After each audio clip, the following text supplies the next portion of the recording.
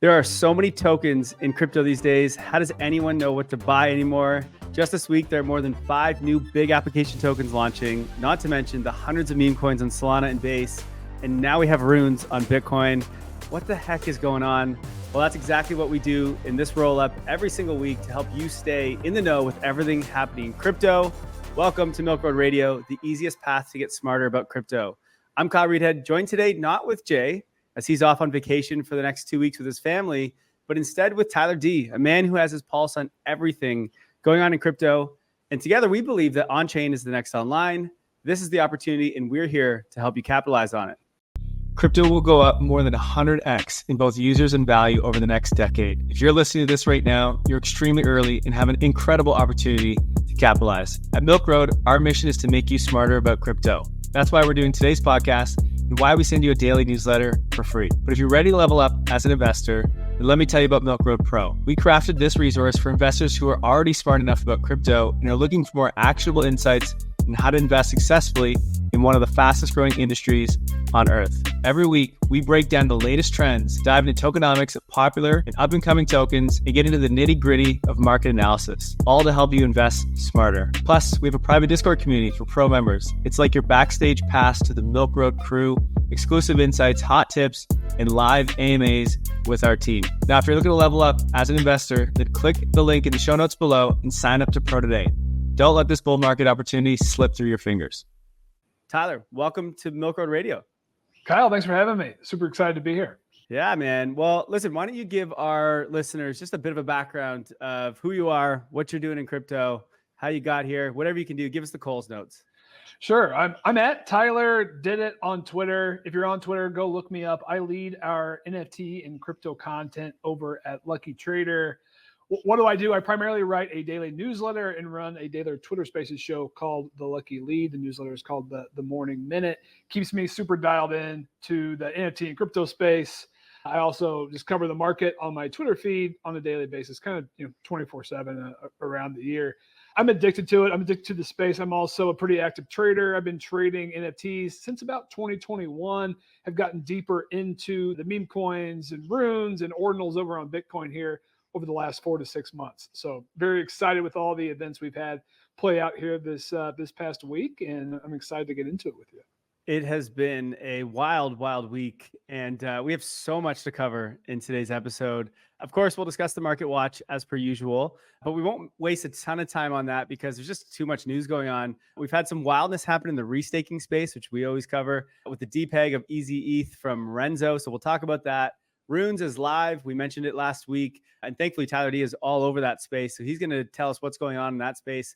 SocialFI is also heating up. All the big SocialFI apps happen to be launching their next V2 or their next mainnet, all basically in the same week. So very wild. And I'm not sure if that was planned or what, but there's so much happening there. And then, of course, we'll highlight a bunch of other news in case you missed it and our agree, disagree. It's going to be a killer episode. So, Tyler, ready to get started? Let's do it. Awesome. Okay, before we do, friends that are listening, don't forget we're hiring a social media manager at Milk Road. If you love crypto, if you love social media, well, then this is your dream job. Come get crazy with us on Twitter. You literally get to just read what's going on in Twitter every single day and never get off that site, X, maybe TikTok and Instagram too. And then you get to tweet about it like crazy. We're actually going to talk about a wild tweet storm that happened over at, I think it was Polymarket later on in the show. Hopefully that's not where you're going to take this job, but feel free to get a bit crazy. Anyway, you can apply in the show notes below. And without further ado, let's jump into it. And we'll start things off, as we always do, with Bitcoin. So Bitcoin is sitting at $64,461 currently, up 0.3% on the day. So not much on the day, and up 5.25% on the week. It's been a little bit crazier week than those numbers show. But yeah, currently sitting at 64,000. So not too bad. The Bitcoin halving finally went live on Friday, as we talked about in the last episode. Interestingly, there was some pretty wild things going on the fees side. Actually, first, let me just show the fees. So we know with the halving, what this means is that the rewards that go to miners gets cut in half, right? The problem with that is that now the miners aren't making as much revenue. And so to secure Bitcoin, we need to make some sort of revenue, and that needs to come in the form of fees. Well, thankfully, since the halving, fees have gone just parabolic on Bitcoin. If you look at the average over the last 7 days, $25.8 million in Bitcoin fees per day on average. For context, Ethereum, which is generally the one that is always winning and winning by a long shot, is just at 4.8 million. So Bitcoin is absolutely dominating. Check this out. When the halving happened, I guess it's a thing where people in the Bitcoin space want to like be a part of that block. It's block 840,000, which is when the halving occurred. And so someone actually paid to get their transaction. It's a 97-cent transaction in on that halving block. They paid $700,000 just to get that transaction through. I guess it's just because it's a timestamp to say, hey, you were here, but absolutely wild. Tyler, would you do that? Or is this you? Was it you? It wasn't me, but perhaps even wilder news broke right before the show. So the first Satoshi, the first sat in that block, sold for $2.1 million at auction. Wow. So this is why folks are going after it. They love the rare sats, and the halving block was a hot one. So wild. I mean, it's interesting. There's so much happening on Bitcoin right now, which we're going to cover a lot of. Was not on my bingo card for 2024, I guess, or I guess this cycle. Just didn't think that Bitcoin would be in the limelight in terms of like degen stuff, but that really is the case. But before we get all to all that, we'll just talk about some of the ETF and flows. It's been a rough week, obviously, or a rough month, I guess, in crypto. The flows for crypto assets we've had outflows for the last 2 weeks. So it's been a bit of a struggle. So we don't like to see that. The streak that IBIT has had, which is BlackRock's Bitcoin ETF, ends in terms of inflows at 71 days. It's not a record. I think there was others that had longer than that. But basically what they've done here is in the first 72 days of a ETF, BlackRock and Fidelity's ETFs have just completely smashed records in terms of net assets coming in. And it's not even close to third, fourth, and et cetera. Well, actually, fourth is another Bitcoin ETF. So what is that, seventh?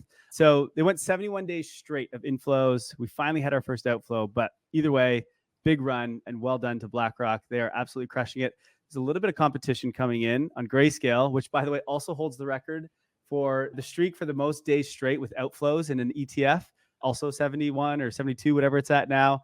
But they have launched another Bitcoin ETF, a mini one. And this one, the Grayscale's mini Bitcoin ETF, is just a 0.15% fee, which is the cheapest of all Bitcoin ETFs. Originally, Grayscale's current one is like 1.5, so it's extremely expensive. It's why they have all the outflows. And so now they're launching a little competitor to all the other Bitcoin ETFs. So we'll see what happens there. But hopefully we get some demand back on the Bitcoin ETF side of things, because so far it's been a bit slow. What are your thoughts on the whole ETF world?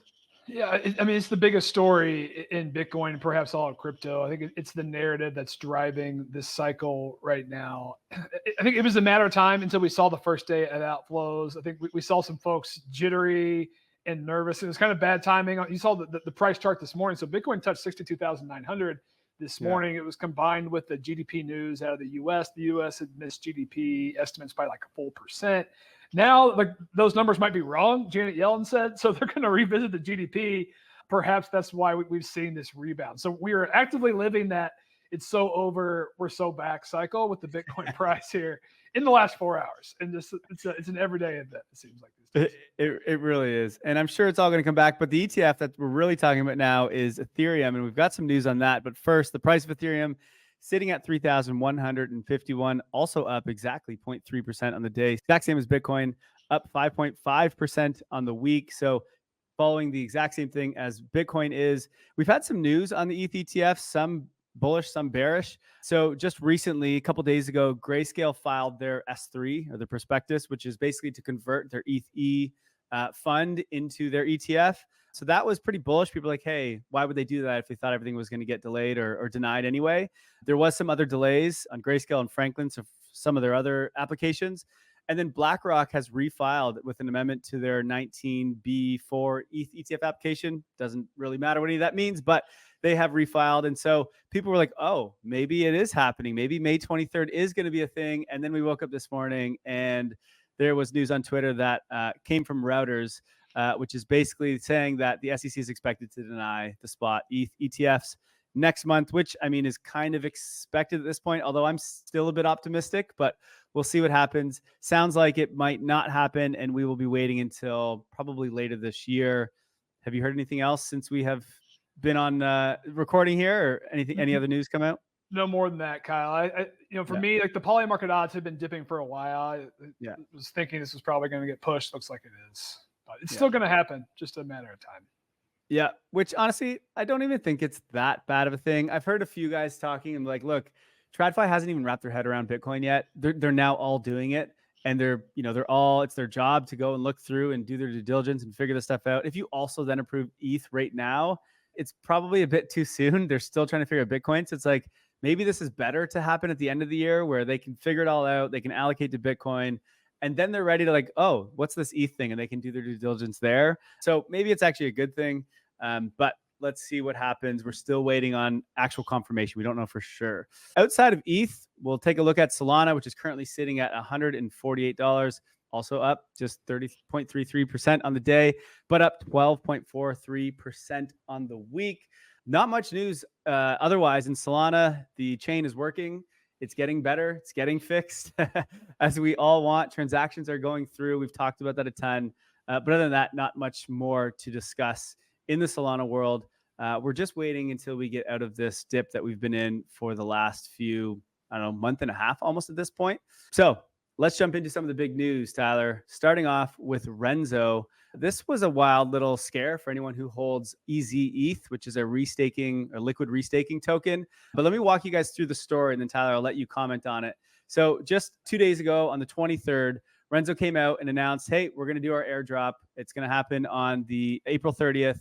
And this is the beginning of their decentralization of the Renzo protocol. They're launching a token called Rez. Anyone that has been holding liquid restaking token, there's a minimum points you have to get. But if you have enough, I think it's 350 points or something, you will be getting an airdrop on April 30th. So congrats to everyone. It was all good, all exciting. Then people started looking through some of the documents and what they were doing here as they broke down their tokenomics.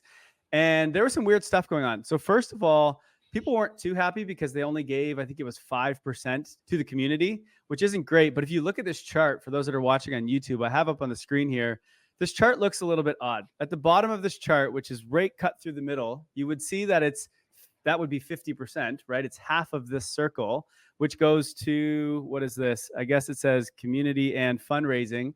But it says that should be 50%. It says it's actually 61%.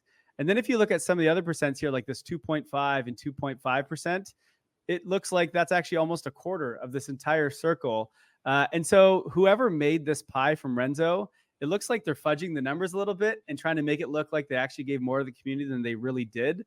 So a little bit odd. Of course, people went absolutely nuts on Twitter.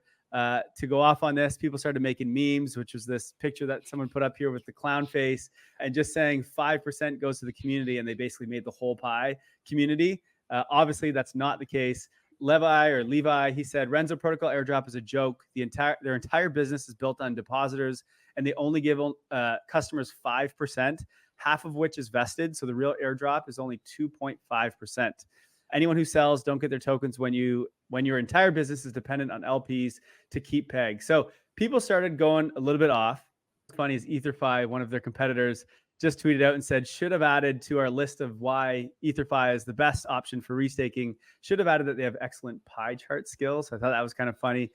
But what wasn't funny is after all this started going off on Twitter, this was kind of early morning on, was it Wednesday or Tuesday, whenever this was, the EZ-ETH liquid restaking token started to depeg and actually got completely crushed for a little bit. And we thought, is this going to be the black swan event of restaking? It went all the way down to 1,600. So it was like a 15% drop from what ETH is originally priced at. So I think a lot of people got pretty scared on this one. Thankfully, it is close to back to normal or to its peg now. It's not fully there, but it's close. So it wasn't as big a deal as I think originally people thought it was, although some people might have got liquidated in some of their DeFi protocols if they were holding this. So obviously not a great thing. We always bring this Duo9 guy up for some reason in our show. He's a Bitcoin maxi, doesn't really know everything about the Ethereum ecosystem, but he says ETH liquid restaking protocols are a time bomb. EZ-ETH fell to 0.2 ETH on Renzo protocol. Any leverage got people liquidated. Props to Eigenlayer for opening the Pandora box. Ethereum did not need this. One thing I would say is, look, EZ-ETH does hold all of the ETH. This isn't something like Terra Luna where it's just going to like collapse and spin out and go to zero. The ETH is there. It's just a bunch of people wanted to sell at the same time because they were pissed off about the Twitter craziness and that pie chart. So this all kind of normalizes, and it's not as bad as what this guy's making it out to be. EtherFi commented and said, look, they're not all made the same. This isn't as bad as you think it is. So a bit of a wild ride. What were your original thoughts on this, Tyler, before I get into the conclusion of it all? Yeah, I have so many thoughts. I mean, one on the Depeg, I feel like we've got this bull market in front of us, or I think it's going to be a bull market. Why do you need to run the loop and leverage yourself 70% plus, which is effectively what caused the Depeg, because there was a mismatch in liquidity pools and the time it takes to redeem the ETH. And we don't need to go into the technical details. But like, to your point, the ETH was there. Like, it shouldn't be a Depeg, but it did Depeg because of folks levering up in this ecosystem. So maybe just pump the brakes a little bit. That's the problem of crypto. You have something nice and everyone takes it to the extreme. I mean, I think the restaking Black Swan, I don't think we're there yet. I mean, I think it is fine. I do think this will impact that narrative to a degree. But before we get into that, I just have so many questions about the pie chart. Who approved the pie chart? How did that get through QA? And I've got this idea. I think all these teams need to hire like a FUD consultant, or have like a FUD person on their team, and just put this out there and say, okay, what are the FUD angles? What is wrong with this? What's the crowd going to say? This does not pass the FUD test in any way. The fact that they tried to kind of pull the wool over folks' eyes. And then, I mean, I'm telling you, in this market with so many tokens that you mentioned, you introed, if you make a mistake, if you lose the community sentiment, it's over. Agreed. It's going to be, that token's coming in just a few days. And I can't imagine a lot of people are going to want to hold on to that after this craziness. The pie chart, I tend to be very optimistic and forgiving. And so I wonder, was it like, did they mean to do this? Was it just, I don't know, maybe the 2.5% doesn't fit if it's too small? Like, I don't know. But did they really think that people in the community weren't going to recognize this? It's funny, though, like, people in crypto are very particular and they pay attention. And so you make a little mistake and they will absolutely roast you. And did they ever on Twitter? And as a result, Renzo actually tweeted out last night and they said, we hear you. No shit. The Renzo team acknowledges feedback and the importance of our community, who has made Renzo the leading restaking protocol. Based on your feedback, they've done 3 things. They have moved the claim timeline to put it before the launchpad of Binance, because you could get access to these tokens ahead of the airdrop, which was kind of weird. They've changed the tokenomics just a little bit. So they've increased the amount that goes to the community from 5% up to 7%. So we got an extra 2%. And then I think they changed the minimum qualification to get the airdrop eligibility, and they moved it to 360 EZ points per wallet. I think maybe it was higher than that before. I think my biggest takeaway, and what JPEG, 0x says, it goes, hilarious to me that we as a collective can just bully protocols and dApps into changing their tokenomics. This isn't the first time this has happened. Every time that a protocol comes out and it's like they didn't give enough to the community just goes nuts on Twitter, and they have to come out with like this apology tweet and like give more money. And this isn't a little bit of money. That 2% is going to be millions and millions of dollars. So it is wild that we can force that through basically just on Twitter. I kind of love to see it, but I also feel bad for teams that are doing this. They're put in such a tough position. I mean, I guess we deserve it. If you put in a lot of liquidity, you risk your assets, especially with this one where you could have got liquidated. So like, the money is deserved. You got to do what's right to the community. That's the lesson that should be learned here, I think. I'm all for, listening to community and community feedback. I do think when you like bend the knee, like they do in this situation, it's also like admitting wrongdoing to a degree. Like, hey, like we should have done this. It's almost like a negotiation on a deal. It's like, oh, here's our first offer. Here's our counter. You guys didn't like it. Here's our counter. And honestly, like I think they should just stick to their guns. Like, I mean, honestly, like they already lost the community sentiment. Folks who are perhaps on the fence about holding or selling, they're going to sell now. Keep the extra 2% for yourself. I don't know. Well, they didn't even like mention the pie chart. They're like, we hear you, we see your feedback, and here's 3 things we're going to address, and then just didn't mention anything about the pie chart. So we're still on a mystery of this pie chart. It's going to now become a meme. Someone's going to make an NFT and make a bunch off it. Just that's my guess. But wildness and restaking, I am still a big fan of restaking. I think it's going to be a big narrative. And so I continue to, especially, I mean, you can earn so much in restaking right now with all these points programs. So, but obviously be careful, and hopefully the restaking programs and protocols don't rug you anymore and don't do things like that, because obviously that is not good. Let's move on to the other big narrative that's happening that just went live last Friday, and that is runes over on top of Bitcoin. This is fungible tokens on Bitcoin, a new token standard. We already explained sort of how it works last week. Now it's actually live. We can see what's going on in this space. Tyler, I'm going to throw it over to you. You've actually used runes. You've played around with it. I think you've bought a few already. Walk me through your initial thoughts. We're almost a week in now. What are you thinking?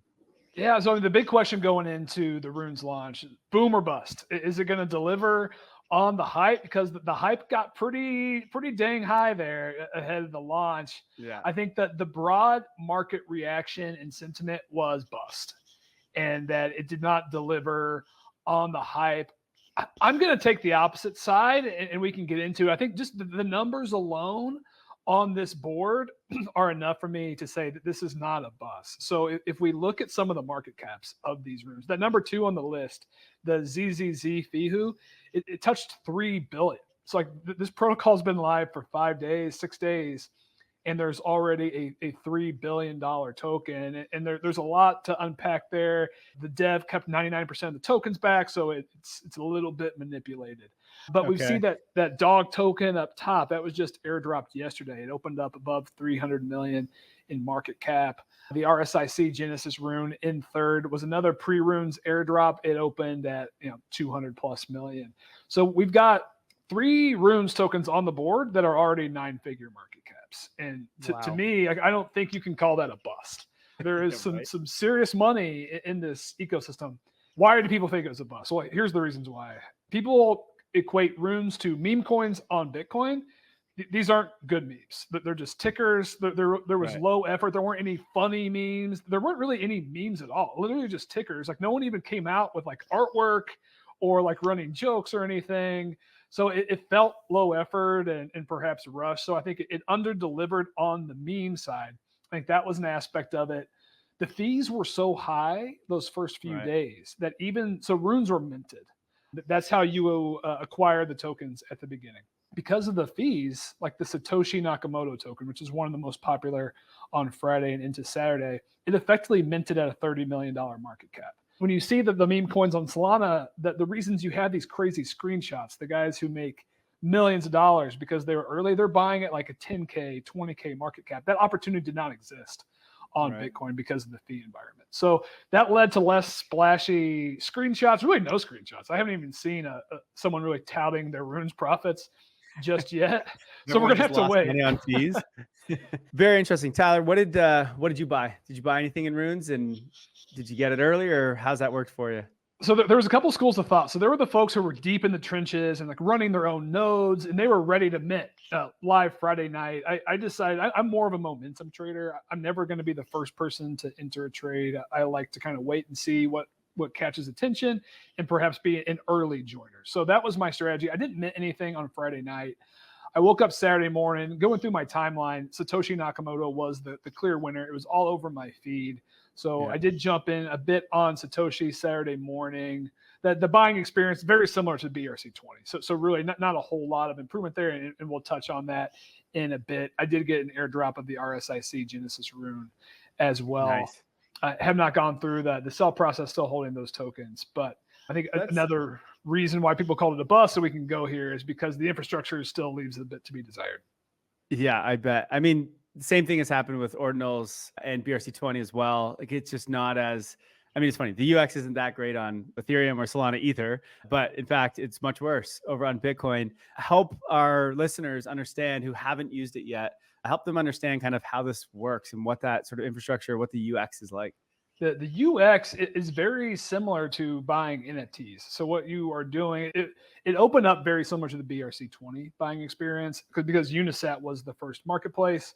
What that means is you're buying literal bundles of tokens. So you don't really have the option to buy, one token, 15 based on how much money you have. You have to choose these pouches of tokens effectively. So it might be 200, it might be 100,000 based on kind of the unit bias of the token. So right there, it is a much different experience than those who are buying meme coins on Solana for $2. Like whatever they loaded their Phantom wallet with, they're buying the meme coins with it. That's not the case with BRC20s or runes. So I think that led to the clunkiness. But of course, those who wanted to be early, don't care about that. They're going to fight through it. Is it going to have appeal to the masses or broader markets outside of the already Bitcoin native crowd? No.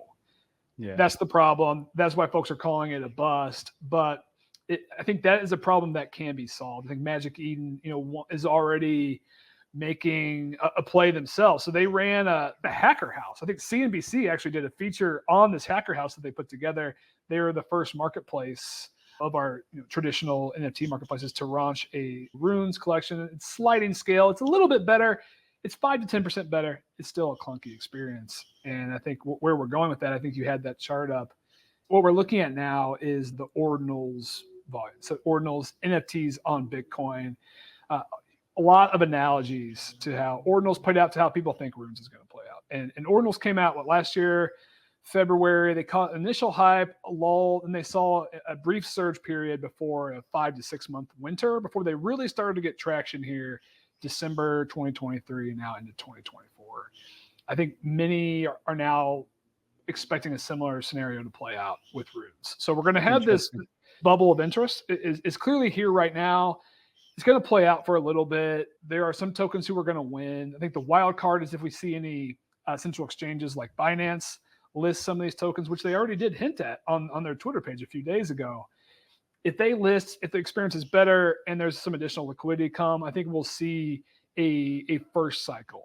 But the reality is we are probably going to cool off for a bit while this infrastructure gets built out until the trading experience does become better.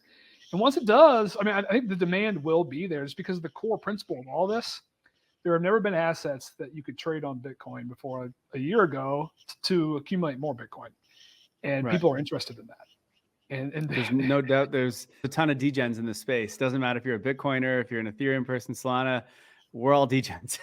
So there's definitely an appetite for this kind of stuff. That's for sure. Let me ask you, in this winter here that you said, the 6 months for ordinals, where just basically there was nothing, not a lot of sellers, not a lot of buyers. It went pretty dead for a bit and then took off. Was this at the result of infrastructure improving by a lot? Or was it just some good projects started launching and all of a sudden everyone came back? Or was it just the market started heating up again? Because it looks like it's started off in November, which is when markets kind of heated up last quarter as well. Yeah, I think a couple of factors. The market's heating up to a degree, and then better projects, right? There weren't a whole lot of good ordinals to start buying, collecting a whole lot of teams getting behind them. Could see similar in the rune space, right? People are underwhelmed at the tokens that launched. If great tokens come out, people are going to fight through a bad experience if they're good enough, right? But they typically come, but not much yet. I mean, if we go back to that screen, there's no images for any of these tokens, which is a little bit odd. They don't even have like a profile picture or like you have it for most other tokens. There's just nothing. It is literally just a ticker. So a little bit odd, but Bitcoiners love it, I'm sure. Like you said, does this make it out into the mainstream and stuff? I don't think so. I don't think this is like the NFT mania we had last cycle, which made it into sort of internet culture and more even broader than that. I just don't think that that's the case here yet, but we'll see. But let's jump over to ordinals because things aren't done over there too. So we've got runes, which are the fungible tokens now that exist on Bitcoin, although they've already kind of had fungible tokens with BRC20. It's a weird ecosystem going on in the Bitcoin world. And then, of course, they also have NFTs in the form of ordinals. And that's starting to, there's some changes going on in that market too. Walk me through your thoughts on the ordinals market right now. So ordinals had a tremendous Q1, right? Like they really came onto the scene. I'd say they flipped Ethereum NFTs, Solana NFTs in interest. And then they started flipping them in volume. We saw collections like Node Monkeys run as high as like 0.8 Bitcoin. They have since retraced a bit.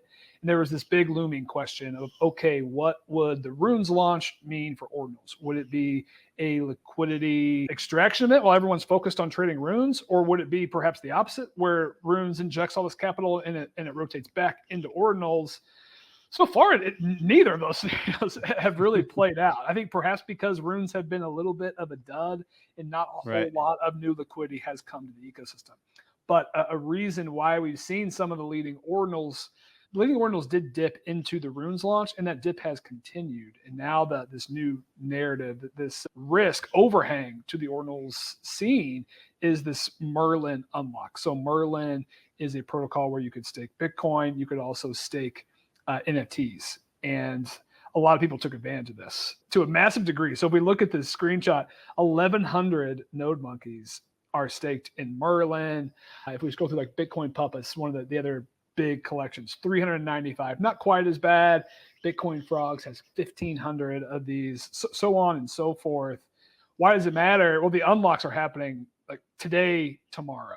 and people are nervous as they are for every unlock. It's the same story for every major token that has an unlock tied to a game, tied to a protocol. Folks think that it's going to be an unlock and they're going to come and dump on the market. They might be right, because there are some analysts who went through and calculated the average buying price. So because of the time these have been staked, like the Node Monkey stake, the average entry price is like 0.06, and Node Monkeys are trading at 0.36 right now. So the average person who's staked is up nicely on these. The flip side of this is there's also a good chunk of Bitcoin in liquid capital that's also on staking here on Merlin. So that could be a liquidity injection. So to me, it feels like that classic, it's an unlock coming. Is it going to be a bearish unlock and we're going to dump? Is it going to be a bullish unlock? I've seen enough of these where I typically lean bullish unlock, because everyone just gets so scared and jittery ahead of time. But we'll see probably in the next couple of days how this plays out. The runes in the ordinals world is a wild world. Before we jump over to SocialFI, any quick advice for anyone listening that wants to get into that space? The biggest trend playing out in ordinals right now is what we're calling the big four. There's 4 PFP projects which are leading the pack, and there's pretty big separation from the rest. So it's Node Monkeys at 0.36 Bitcoin. It's Bitcoin Puppets at 0.34. OMB, Ordinal MaxiBiz, at 0.41, and then we scroll down a little bit, Quantum Cats, which are also trading right around the 0.4. So they're all trading within this 10% range. They constantly have been flipping each other back and forth, which gives talking heads like myself show topics on a daily basis. So, Node Monkeys flip Puppets again, or Puppets are flipping Node Monkeys. But the big trend is clear. These 4 have separated from the rest. People are starting to trade them like an index. And there's kind of this sentiment right now, of course, not financial advice, but if you're going to play, it's safer to bet on one of these 4, or to even, instead of buying 4 Node Monkeys, to spread across. And I've seen a lot of folks starting to do that.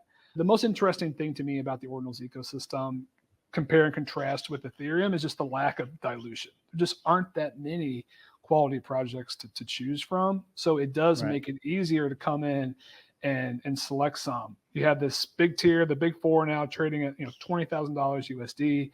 There's not really much else. There's not really much in the mid tier. There's not really much in the low end. So I think that's the other most interesting part of this sector of the market to watch for me, is what is going to pop up and perhaps make a run, because there is room for one to come on, but we don't know what that is yet. Interesting stuff. Well, there it is. Thanks, Tyler, so much for some insights in the rune and ordinals world. I don't play around much on those, so it was great to get some perspective from someone who actually is. Let's jump over to SocialFI. It's really heating up right now. There's a lot. We have Fantasy Top, which I believe is over on Blast. We have friend.tech, which is on Base, and then we have Stars Arena, which I think is AVAX, if I remember correctly. So we're a little bit all over the chains here. Let's start with Fantasy Top, because they each have launched their own things, or are launching this week. So there's going to be a lot of wildness over in the SocialFI world. We'll start with Fantasy Top. What is going on with Fantasy Top? Fantasy Top is the craziest story, perhaps playing out in broader crypto right now. Definitely the craziest thing happening in SocialFI. So as of today, Fantasy Top is set to launch their mainnet. I think it may have just launched. It may be launching here in the next hour. They did delay it. They got $70 million in deposits in the last 2 to 3 days. I had nearly 23,000 depositors. I'll be honest, I didn't think there was 23,000 wallets really participating in Blast. So why is this happening? So last Friday, kind of buried in the Runes launch hype, Pac-Man and the Blast team, they launched the newest Blast Gold allocations, and they heavily rewarded SocialFI. So Thruster, their DEX is number 1. I think it's been number 1 on their list the whole time, getting the most Blast Gold. Tied for second, District 1, which is a SocialFI app, and Fantasy Top, and they received 700,000 Blast Gold. Why does that matter? Blast Gold, the analysts are saying, is worth about $18 per gold right now. So you can do the math. That's like $12 million that just got allocated in rewards for the Fantasy Top app. So they capitalized on that Blast Gold allocation. They announced their mainnet, and they announced this first set of competitions, which are going live on Monday, with a 222,000 Blast Gold reward pool, which is about $4 million. So pretty massive rewards, a lot at stake. If folks don't know what Fantasy Top is, basically it is a social trading card game where your favorite crypto and NFT influencers are digital cards similar to NBA Top Shot, but for influencers. And you're going to be able to buy packs of them. You're going to be able to trade the influencers around, and then you score points based on their engagements on X. So it is a very Twitter focused and SocialFi game, but it's going to be hilarious. We've talked about it a little bit. So it's interesting though that I don't know if Fantasy Top is launching a token, but they're obviously incentivizing through the Blast token that is coming. I think that token's coming soon. Do you know if that is? I can't remember if it was coming like the end of this month or maybe it's in May. The Blast token. Do you have any idea of when that's coming? Yeah, we're expecting it in May. Yeah. I mean, I'm seeing folks call for 20 billion FTV on this out of the gate. It's going to be a big one, I think. Very impressive. All right, let's jump over to Stars Arena. They have just launched their V2, which interestingly, friend.tech, probably their main competition, is also just launching their V2. What the heck does all these V2s mean? Do we have any idea what they are? And is there anything we need to know here? I think what's interesting about Stars Arena, so they launched their new UI, UX. It is very similar to Twitter. So it is, or X, it's a Twitter clone with a bit of a financial aspect. So you'll have your wallet, you'll have your ticket, your tickets that you have, what's trending, things like that. I think what's also interesting about the Stars Arena launch is the roadmap that accompanied it. They do have a very lofty vision. They want to open up the logins to Reddit and TikTok. They want to build like an intra-app marketplace where you could trade digital assets. They want you to be able to mint NFTs. So kind of in some ways kind of going that Farcaster or Warpcast route, trying to build more type of economic activity into the app. So, we'll see if it takes off. There's only like 1.3 million in TVL right now. And they also they did not launch the token with this, which was the wild card. So more details are expected soon. We'll see what comes out of that. And we know tokens is where the action happens, which friend.tech is launching their token Friend very soon. They have tweeted out and said audits are complete. Launch day is locked in. Let's do this. So people are kind of speculating on what's going to happen here. Any thoughts on this friend.tech V2? And by the way, I believe it's happening on Monday. I'm not sure if the token is also happening on Monday, but I know it's coming in the next few days, they've said. Anything you know more about the V2 launch? Kyle, this is my SocialFi Super Bowl. So I was a friend.tech grinder. I was deep in it back in Q3, Q4 of last year. I'll played it all the way up and then all the way down. And I think it's so hard to project what's going to happen with this token because we just know so little about what V2 is going to be. I think there's a lot of speculation that you're going to be able to trade friends like tokens. So one of the biggest complaints was the barred entry of folks like Kobe or Ansem. Their room would get up to like 4 ETH. And not many folks have the bankroll to buy that key. There's speculation that you will be able to get a much cheaper entry to that. So that's going to be interesting. I think similarly, folks are expecting more of that type of economic activity to be able to happen within the app. So we don't know how it's going to play out. We don't even know for sure if a token is launching Monday, but I will say if a token does not, there's going to be a lot of disappointed folks out there. So I think a token's coming. Yeah. The question is what Yeah, at this point, they've been bullied and they're going to have to launch it. Although they actually have a pretty edgy Twitter as well, which, again, we're going to talk about another one in a second. But they've got a pretty edgy Twitter, which is actually pretty funny. And so I could see them trying to fight with the community because they don't seem to care what's going on over on Twitter. But, man, things are heating up on SocialFi. I know it's a lot. Like, you can't go. I mean, you could go and use them all if you want, but it is tons with Farcaster. There's Lens. There's friend.tech. There's Stars Arena. There's Fantasy Top. And honestly, the list goes on. But the good thing is there's a lot of competition here. Obviously, social is a big thing that we do on the internet. Humans are just social beings. And so when you can add the financialization to social, it creates things that I think are going to be really cool and really fun. friend.tech was a lot of fun when it first launched. Obviously, prices went so high. Like you said, you couldn't get into a lot of the big rooms. So it was a weird model.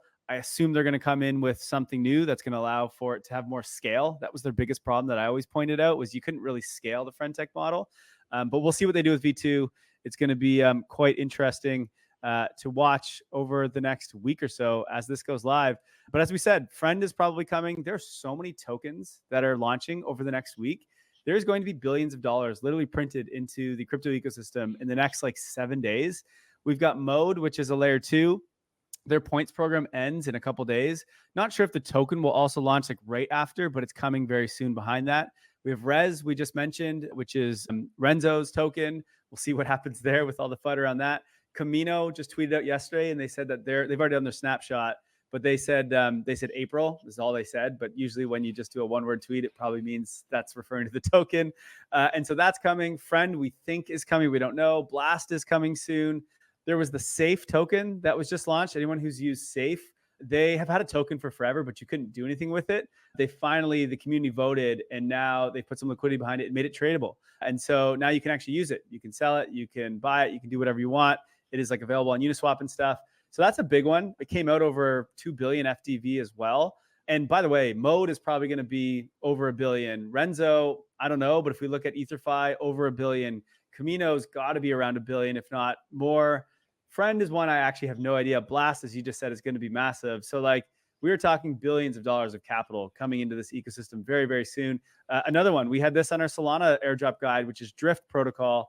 There's just so many. So one, I hope many of you guys listening are going to get some of these. But two, Tyler, what do you think happens? Do people just take all this capital, sell it, and throw it into runes? Or like, where does this capital go? Because obviously it's a big injection coming over the next week or so. Yeah, I love free money as much as the next person. There's so many tokens. You love to see it. I'm a little worried about who the buyers of all these tokens are going to be and what that's going to mean for the price action. As for where it's going to go, I think the rotations around the ecosystem is logical to me. I think that's how we've seen it play out with Solana. The Solana tokens come, the traders get it, they cash it into Sol or meme coins. So I think that's where I think I would place my chips on the other ecosystems like Base. Is the friend.tech money going to stay in Base or go elsewhere? I think that's a huge wild card. I don't know that there's quite as much going on in Base as there is on Solana. There's plenty, but I don't know where that money is going to go. As for Blast, the Blast money is going to stay on Blast because Pac-Man is the master of Ponzinomics, and he's going to have the next round of incentives. And if anything, I mean, they might see their TVL increase in folks buying the token. So. Completely agree. And I mean, if you look at a lot of these protocols, as soon as they launch a token, they add another season. I mean, Camino already has a second season that's going, even though they've done the snapshot for the first. So the money may stay. They may add more like reasons to hold that token and, keep it in the ecosystem. But regardless, it also just depends on where markets are in general. Obviously, right now we're in a bit of a dip and it continues to dip. But if markets start to shoot up again, you bet people are taking that money and throwing it into meme coins. We already saw yesterday, it looked like, okay, maybe we were going to get out of this dip and things were going to go up again. And what took off right away? Meme coins. Now, obviously, this morning we woke up, things got wrecked once again. So meme coins, I haven't looked, but I assume they are wrecked again. But you can tell that whenever the market changes and we're going back up to all-time highs again, meme coins are going to just go absolutely off. A lot of people are calling for it to be over. And that was sort of like the big cycle of meme coins. I don't think so. I think a lot of this capital is going to go into that. The way I play my airdrops is I typically sell right off the start, especially right now because there's so many. And then if it's a good protocol, maybe I'll buy back in, but I'm not like pressured to do it. I'm not trying to rush that. If not, I just sell it into either ETH or Sol, and I'm more than happy to do that. I can hold those and ride those through the cycle. So that's fine with me. Yeah, it's going to be a wild couple weeks though. Let's jump over to in case you missed it. So a bunch of things that are going on in the crypto space. We just finished our top stories. So now we'll talk about some wild stuff that's been going on. And we got to start with Polymarket because this was absolutely nuts. If you haven't watched this play out, it was like this wild story that I feel like is probably going to turn into a movie if it's actually true. That's the thing, is I don't really know how much of it is true. But it happened within like 24 hours over on Twitter. If you don't know what I'm talking about, the social media intern over at Polymarket, they tweeted out and they said, say it at Phantom, and they tagged Phantom. And basically Polymarket is a predictions market. And there was some predictions on there saying, will Phantom post, and in quotations, retardio in April? Okay. And they posted out. That was it. And then all of a sudden, Phantom tweeted out and put an R. And then Polymarket put an E. And then Phantom a T. And then Polymarket an A. And they spelt out retardo together. And basically just been going off on this whole retardio word on Twitter. And someone tweeted out and just goes, the Phantom intern needs to get a fat raise. Well, anyway, this started to get wind on Twitter. And all of a sudden, Polymarket comes out and says, regarding the recent retardio incident, and they put out basically an apology to the community for this word and that the fact that someone said this, but they said the word like multiple times in this. So this is where I'm like, was this real or did they do this to play it up? I'm not really sure. But basically where this resulted was they removed the tweet. I just luckily had a screenshot of it. So that's what I just showed. They fired the intern and they're doing an internal review with the rest of the team to make sure, that they're going to have better policies around their social media, et cetera, et cetera. Well, it turns out the Polymarket intern, who is named Hugo, again, don't know for sure if this is even real, but he tweets out and just says, laugh my ass off, shit. And he says, retardio once again. And it's showing that he's been kicked out of the Polymarket Twitter account and they've changed the password on him. So he no longer has access. Then all of a sudden he tweets out, and a bunch of people, I guess, who saw this felt bad for him for getting fired. They found his wallet address, however, and they sent him $313,000 to his wallet in Solana. Like, what is going on? So, of course, he tweets out, he's thankful, says retardio once again. This guy just doesn't stop. And then he tweets out and he goes, wait, I'm back in the lion's den. Let's see what she has to say. And he's going into the HR. Supposedly he got his job back because this went so mainstream on Twitter. And not only got his job back, got like tons of offers from other crypto companies to run their social media. And so anyway, it wraps up with this bold guy here who tweets out and he says, day in the life of the Polymarket intern, 9 a.m., type retardio from company account. 12 a.m., get fired. 3 p.m., get sent $314,000 for saying it. 5 p.m., gets job back plus 100 job offers. What a wild 24 hours. Do you think that this was actually real, or did they like play this up so people were talking about Polymarket? I think it's staged. The Susan Warren, what was my tip off? It just seems like too much of a stage name, but I mean, my head is off. This was an incredible social media performance. Their intern went totally viral, mega viral. I didn't see the money he got sent. That's crazy. I'm curious what he's going to do with that. Yeah, right. But man, tip of the cap to Polymarket. Yeah, the Twitter world is absolutely wild, in particular in the crypto space. Yeah, was this a good thing? Was this a bad thing? Honestly, I have no idea, but obviously it got a lot of attention. I mean, if you look at some of the views of these tweets, it's in the millions. Like this really went viral. So hats off, whether it was real or not, I'm not quite sure, but pretty funny. In case you missed it, back on this with more news. If you didn't see, RFK Jr. did a presentation, and basically in it, what he said was that he would put, if he becomes president, he will put the entire U.S. budget on blockchain if he's elected in 2024, basically saying that the US budget has not been good. They spent a lot of money. They're in a massive deficit, and it's time that we make this transparent. We can actually see what's going on here. And he would put it all on blockchain, which would be absolutely wild. Do you think he actually does it? I don't think he's going to have the chance, sadly. And nor do I think, I don't think he'd be able to pull it off either. I love the idea. Right. One day I think it will get there, but yeah, not going to happen now. Here's some other news. Celo, which was a layer 1, is moving to a layer 2. They've announced that for a while, but they have just chosen that they're going to do this with optimism. So they are joining the OP stack. We talked about the OP stack last week. They're becoming a beast. They're getting everyone world chain. They've got Base. They've got Mode, who we just talked about. Now they have Celo, whatever it's called. So they've got them as well. So congrats to the OP stack. They are crushing it. In not so great news, Binance, or CZ, the founder of Binance, is facing 3 years in prison after pleading guilty to violating money laundering laws. So not so great. CZ, kind of a legend in the space. I feel bad for the guy. He's done a lot for crypto. As much as he's going through a lot of regulatory issues, he has done a shit ton for crypto. And so I feel bad. 3 years is not great. And off the backs of that, the SEC of the Philippines has ordered Apple and Google to remove Binance from their app stores, which is actually quite a pain because there are a lot of people in the Philippines that play a lot of the play to earn games. And so they have gotten very familiar with crypto. And so it was a huge adoption, especially last cycle, in bringing a lot of Filipinos into crypto, which is huge for them, right? Like this is what allows them to move money, move stable coins in other, obviously crypto, in and out of their country or throughout their country. So it's been a huge help. And Binance is the one exchange that they all use.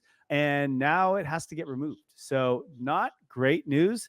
Tough for the Philippines. I feel bad, but Binance continues to have their struggles with regulators all around the world. All right. Well, that's it for the in case you miss it news. Let's go to our favorite part of the show, which is agree, disagree. Tyler, I'm going to read out these for you, and you can decide if you agree, disagree, and you can explain why you do or why you do not. We'll start with Jason Choi, which is, if last crypto cycle was the Lord of the Rings trilogy, this cycle is the Hobbit trilogy. Smaller in scale, more cash grabby, 1/10 the novelty with less mainstream awareness, and none of last time's main characters around. What do you think? I disagree with the smaller in scale. I think this is the biggest one. Like we are on the main stage. This is the cycle. the Bitcoin ETFs are putting us, right there. The institutions are coming. Real world assets are coming. This is the time crypto goes mainstream. So disagree with Jason, although I do agree with the rest of it about the less novelty and the main characters, which is funny. Agree with that. I also think, and I completely agree actually on the smaller scale thing. It is small right now in the sense of like how numbers and things went last cycle from now. But I think what people miss is we're still very early in the cycle, at least in my opinion. And so I think this isn't going to be smaller in scale. I think it's actually going to be as big, if not bigger. I don't know. Is it more cash grabby? Last cycle was pretty cash grabby with NFTs. I don't know if I can say it's more. I mean, the meme coins, I get it. There's been a bit of wildness, but there was so much wildness last cycle. So it's hard to say that it's more cash grabby this time around, but I think we get this in every cycle, to be completely fair.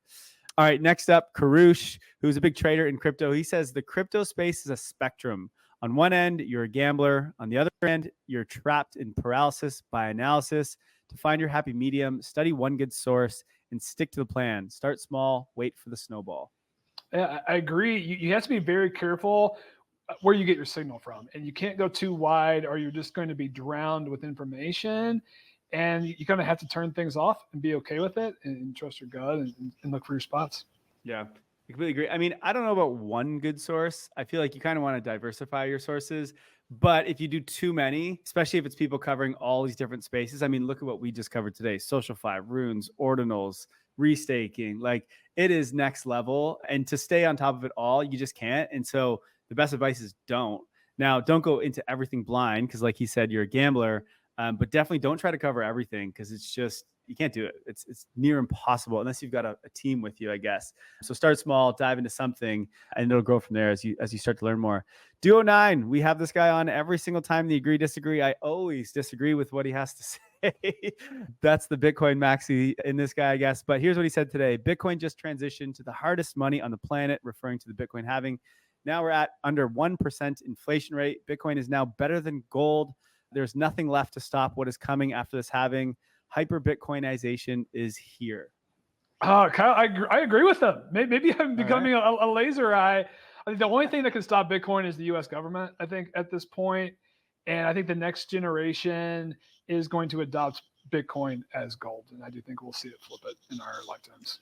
Interesting. I agree that, of course, the inflation rate is now lower than gold. I think, I don't even know that the U.S. government could stop Bitcoin, to be honest, at this point. But I just don't think hyper Bitcoinization is here yet. That's when just like everything goes on the Bitcoin standard. And I think that's going to take a lot of time. And I'm not even sure that actually happens, to be honest. I think there's a big place for Bitcoin as a store of value and people will use it and hold it without a doubt. But does hyper Bitcoinization actually happen like the way the Bitcoin maxis say? I don't know. I think stable coins will get adoption much faster than in terms of the amount of people using it. And I think that will happen much faster than I think Bitcoin will make its way into like the whole world. Not to take anything away from Bitcoin. It's a very important asset. And I obviously hold a bunch of it. So like, I'm a big fan. I just, hyper Bitcoinization, I don't know if that's happening anytime soon. All right, next one. This is Martin. Prior to the last few months, most people I know in crypto have zero Bitcoin exposure. The ROI just isn't appealing enough. But with the rise of BRC20s, ordinals, runes, etc., there's now strong beta plays that reignite that interest and desire to speculate in the Bitcoin ecosystem. Hard agree. I think with the bridging and the ability to navigate across chains, like that experience is easier than it's ever been. With apps like Simple Swap, I think one of the coolest outcomes is folks who were just Solana native or just ETH native are trying out Bitcoin for the first time and getting their first taste of it and starting to accumulate it. So I think that is absolutely great. And of course, the BRC20s, the ordinals, runes are absolutely driving that forward. Yeah, I completely agree. I'm excited for the L2 ecosystem to really make its way to, to be live and actually like usable, because I think if we can get the Bitcoin L2 ecosystem running and get a lot of these token standards over there, it's going to be a much better UX. Like you said, the fees for runes the last week have just been nuts. And so like you get people using it, but you're not going to get mainstream using it. That's for sure. If we can work out this L2 ecosystem, then absolutely. But this was a thing that was not on my bingo card for this cycle, was that everyone would be trading meme coins on Bitcoin, which is hilarious to me. And I love it. The things that you never, because for those that weren't around last cycle, like whenever things get crazy in the Ethereum or Solana worlds, the Bitcoiners, they hate this, right? They hate the JPEGs, they hate the meme coins. And now all of that exists over on Bitcoin. And I think it's just so funny. You could not have predicted that last cycle. So that's what happens in crypto, though. The thing that you just don't think is going to happen, it almost always certainly happens. And it's currently happening. And so kudos to Bitcoin. I absolutely love to see it. And it's helping with their sustainability of their security because they need some fees over there, as we touched on at the beginning of the show. All right. As our last agree, disagree, I really like this one from KW, QW. Simultaneously believe that crypto is three things: our last line of defense against big government, financial repression, and tech monopolies. 2, the best asset class for the intellectually honest and flexible to build generational wealth. And 3, a place to have fun with internet friends by risking a little money in JPEGs, meme coins, and liquidation engines. Definitely agree. And that's why I show up every day. I love the core concepts and principles. It's also fun. I love showing up and having fun with my friends on a daily basis while we do this. And I think the other aspect that isn't mentioned here, but I'll add on, is it feels like a level playing field. It feels like a more level playing field than the traditional finance system, which is another factor that drew me to crypto in the first place.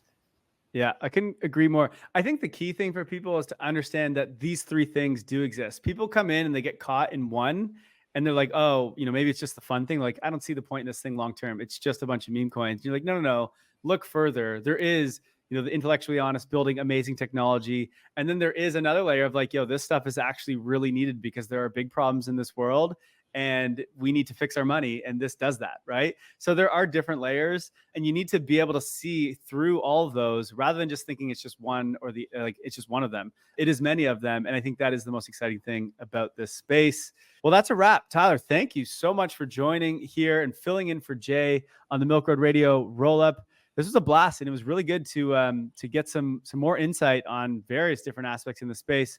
How was your first time hosting the Milk Road Radio Rollup? Kyle, I loved it. I love the flow of the show, your different segments, man. I hope I have the chance to come back someday. This was a great conversation. Absolutely. We'll definitely have to get you back. For listeners who want to learn more from you, and trust me, if you guys want to learn about runes, we get it all the time in our Discord, people asking, where's the alpha on runes? Where's the alpha on ordinals? And I'm like, guys, I don't know, to be honest. I'm sorry. But I'm sure people are going to want that from you. Where's the best place that people can learn from you? Yeah, best place is to find me on Twitter. I'm at Tyler_did_it. Tyler did it. From there, you can find my newsletter link. You'll be able to find my daily Twitter show on there as well. Come join us, listen in, see if you like the alpha, and stick around if you want. Awesome. Well, listeners, thank you so much for tuning in this week. It was an absolute blast. Jay will not be here next week as well, so we have another co-host, but I won't tell you guys who that is just yet. But anyway, hope you guys enjoyed this, and we will see you next week. And by the way, we will put the links to Tyler's Twitter in the show notes below. And if you want to get hired to run our social media for Milk Road, please apply. The link is also in the show notes below. Guys, we'll see you next week in the roll-up. Take care. Thank you for listening to Milk Road Radio, the easiest path to get smarter about crypto. If you like this episode, share it and hit subscribe or follow so you don't miss out on the next one. There's also a link in the description to our free 5-minute daily newsletter where we simplify crypto for you while making you laugh. And if you're willing to step up your crypto investing game, then we'll leave a link to Milk Road Pro as well, your #1 resource to help you invest successfully in crypto. One final note, this podcast is for educational purposes only, and nothing we say is financial advice. Crypto is risky, so you should never invest more than you're willing to lose. Thank you, friends, and we'll see you in the next one.